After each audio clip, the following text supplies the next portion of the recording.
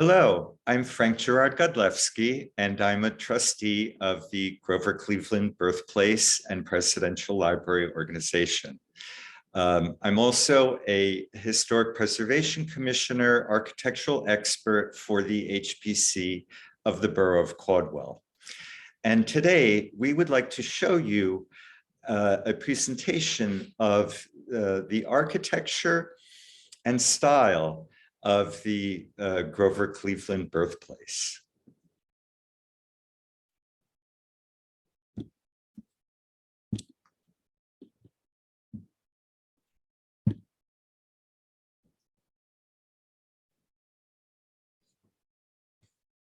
Here we have an example of what the Grover Cleveland manse looked like at the time of when Grover Cleveland was born and actually lived in the house as a child. In this image, you see the house and a rendering of the interior, and you'll notice the very sort of Spartan style, sort of dedicated to books and the community rather than luxury. Here in this image is also a view of what Caldwell looked like at that time. So the development of Caldwell began in the early 1700s. The settlements of the early 1700s were made by yeomen with interests in wood and lumber. Some of them were squatters living and working outside the law, and these settlers did not have deeds to their property. Their primitive logging camps served to provide the Newark and Elizabethtown area with fuel and building materials for wagons, furniture, and ships. Here you have a very primitive map of the territory of northern New Jersey, where you see Horst, and that was the name of our area in the Dutch period, the Dutch colonial period. And this Dutch map shows Horst, which is a geological term for a ridge of the Earth's crust that has been forced upward through faults, so it's higher than the surrounding land. And thus we get the name Horseneck that you see on this map of the territory. The children and grandchildren of the original Newark and Elizabethtown colonists established farms west of First Mountain and Second Mountain by starting around 1740. Gradually, tiny primitive shacks and cottages were replaced by larger houses where beauty was a consideration. As the forests were cut, large tracts of arable land suitable for farming were created. So this is sort of how the prototypical style of houses in our area began. And this is the Crane House, and it's among the surviving horseneck houses that were built by landowners. This is what the house looks like today. At that time, the first Presbyterian church was built at Horseneck.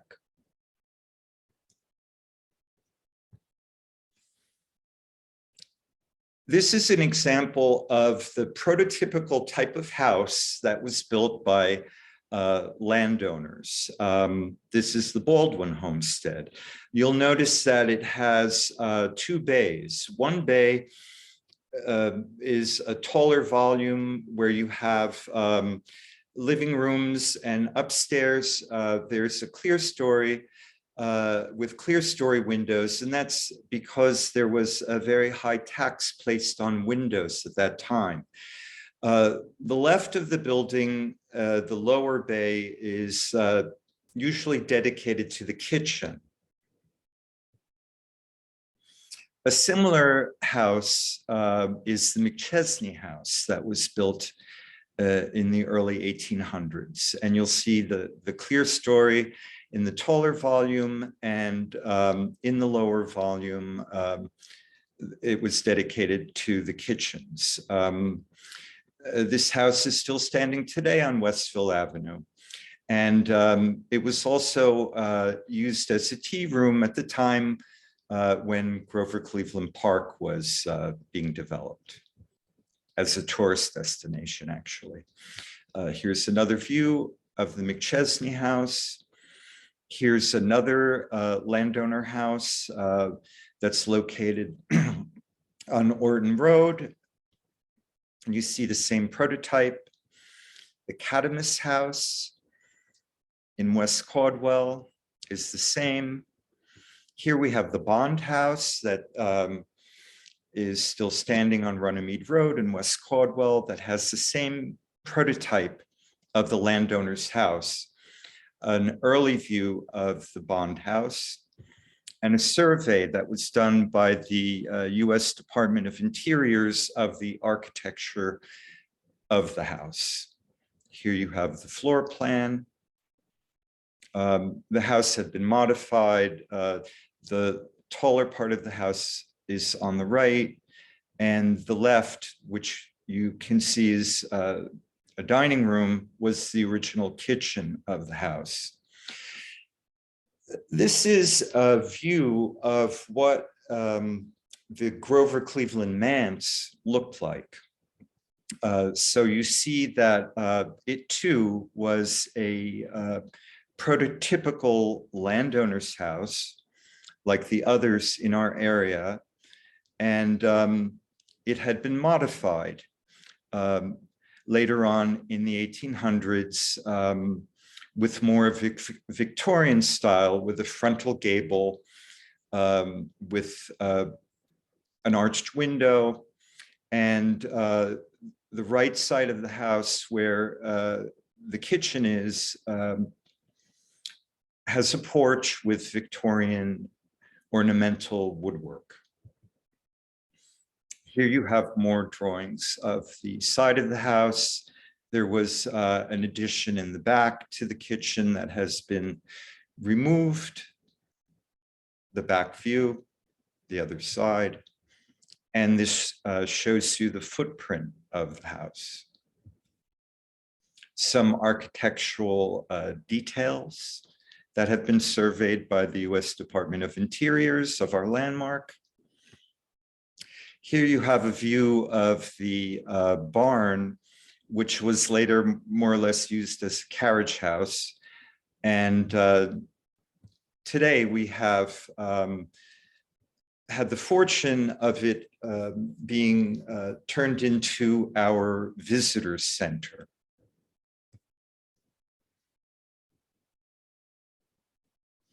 So here you can see the floor plan of the original barn with the addition of more rooms and bathrooms for public use, where our organization can have cultural programs, the Presidential Library archives, and also meeting rooms and spaces that can be used by the public for events. Here is a detail of the entrance, which will house the bookshop and gift shop. Here you have some drawings showing capacity for public use, for events and cultural programs. This is a view of how the Grover Cleveland Birthplace is interpreted style-wise. The Grover Cleveland Birthplace Museum interior is interpreted within the years of 1837, from the birth of Cleveland to about 1853. The visitor center and presidential library is being interpreted within the period of the Cleveland presidency, actually the two presidencies from 1885 to 1887, and then the second 1893 to 1898. So here you have a view of the Clevelands, and you'll notice the very natural style that was that they were very fond of. They lived in the time of the Gilded Age, and they sort of turned their backs on that type of luxury and showiness. They preferred nature, and you can see this in the presidential portrait of Mrs. Cleveland. Instead of sitting on a gilded throne that would have been very popular in that era, you see her sitting on a very simple bentwood tonneau chair.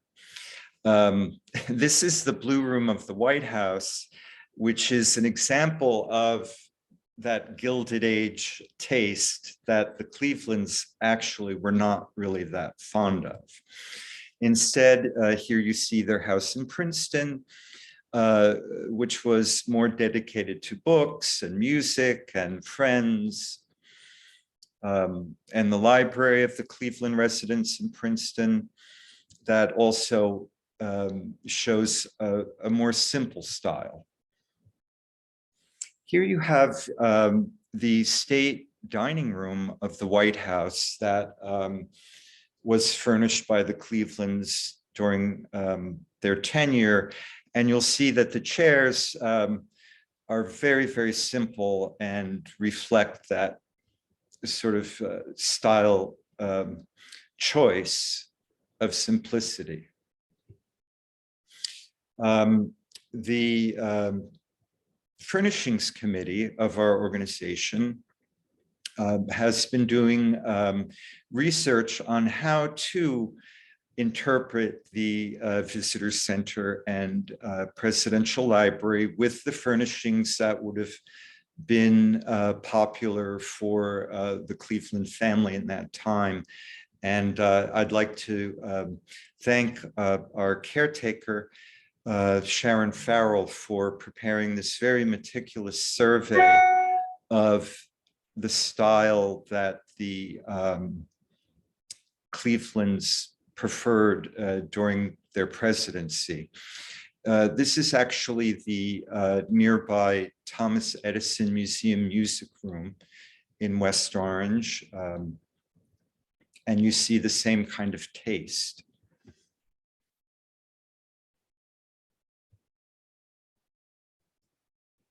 So here is our survey that Sharon has prepared of the furnishings that we will be using in the visitor center.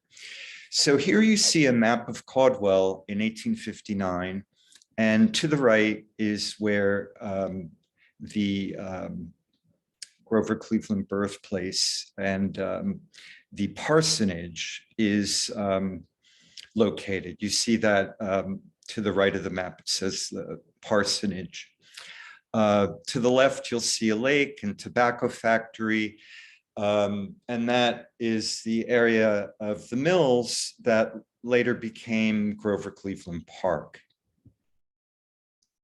Here you have a 1906 map showing the subdivisions of Parsonage Hill. And you'll see to the left of the map, it says Trustees Presbyterian Church, and that is where the parsonage is there above at the corner of Arlington and Bloomfield Avenue.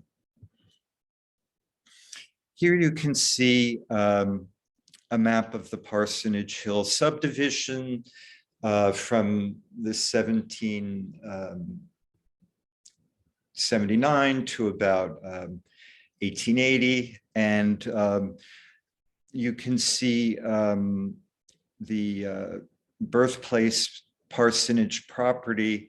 And at the corner of Arlington Avenue, there is another house that's been demolished. There was a survey done by the Department of Environmental Protection in 1986 of the significance of Parsonage Hill, and they surveyed all of the houses that were built from 1870 to about 1920, and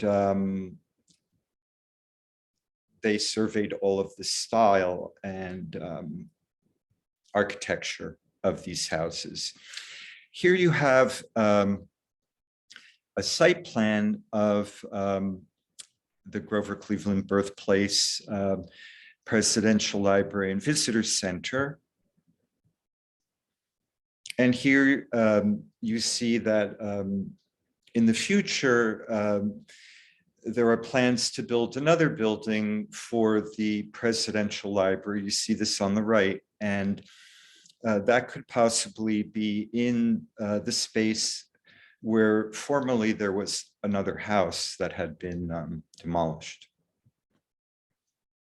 Oh, these are other examples of later buildings that followed the same type of architecture as the prototype that we had discussed of the landowner's house. These were designed by the Olmsted firm. This one is on Runnymede Road, and they were designed as weekend getaways for Grover Cleveland Park when Caldwell was a resort destination around 1900. This is another house that is still existing on Runnymede Road that has been transformed into a larger residence. Here you have some beautiful images of the birthplace. This is from the Caldwell Progress. The birthplace was for sale a few times, and this is one of the images from the progress from about the 1940s. The birthplace was then acquired by the Grover Cleveland Birthplace organization, and the building is a national landmark.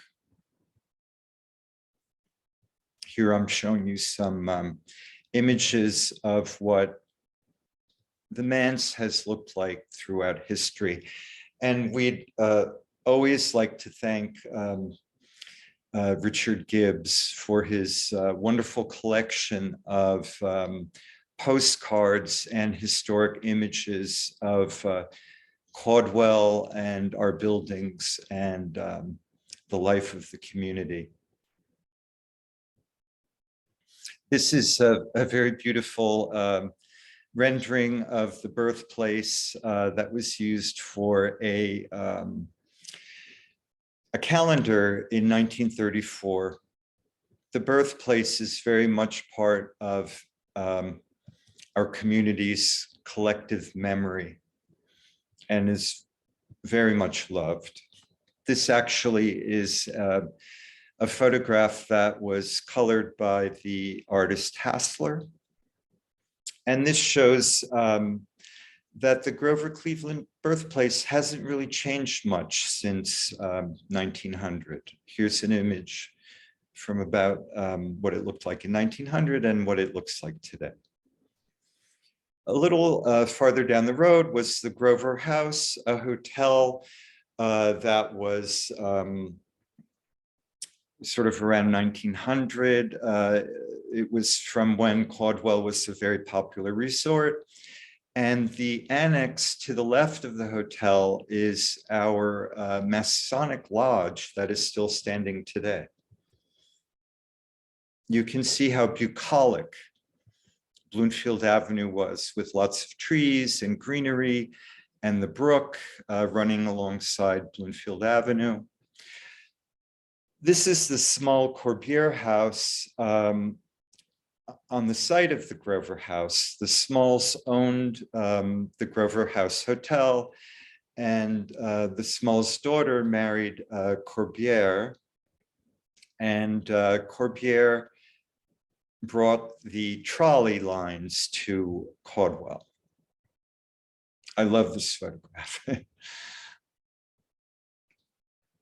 Across from the manse was the Caldwell train station.